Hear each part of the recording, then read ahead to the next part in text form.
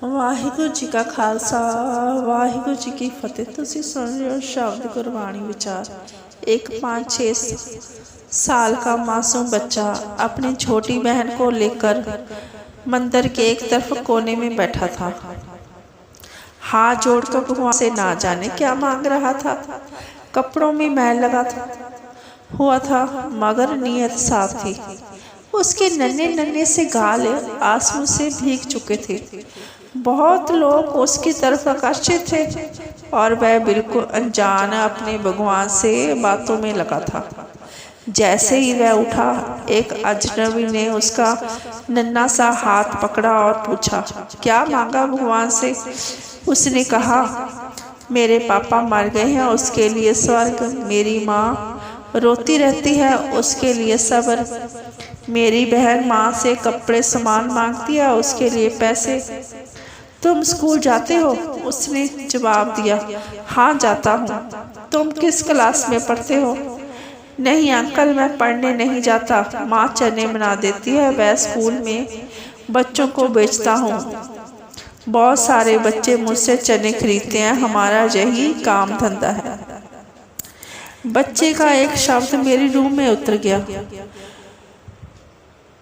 फिर मैंने उससे पूछा कि तुम्हारा कोई रिश्तेदार है? फिर बच्चा कहने लगा, माँ कहती है गरीब का कोई रिश्तेदार नहीं होता। माँ झूठ नहीं बोलती अंकल, पर मुझे लगता है मेरी माँ कभी कभी झूठ भी बोलती है।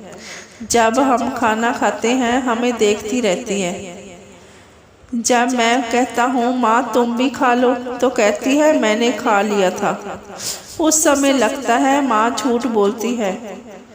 तो मैंने उससे कहा कि बेटा, अगर तुम्हें घर का खर्च मिल जाए तो पढ़ाई करोगे?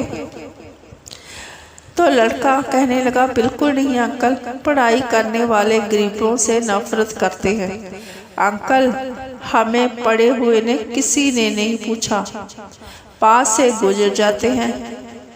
मैं ये सुनकर हैरान भी हुआ और शर्मिंदा भी। बच्चा कहने लगा, मैं हर दिन इसी मंदिर में आता हूँ, कभी किसी ने नहीं पूछा।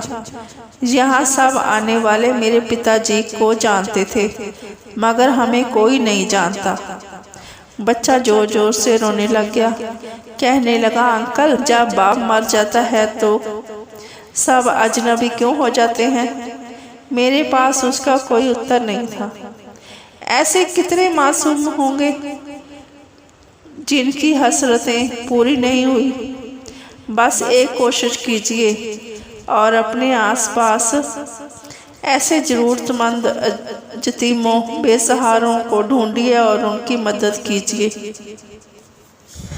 ऐसी और अच्छी वीडियो देखने के लिए प्लीज़ मेरे चैनल को लाइक, शेयर और सब्सक्राइब जरूर करिएगा।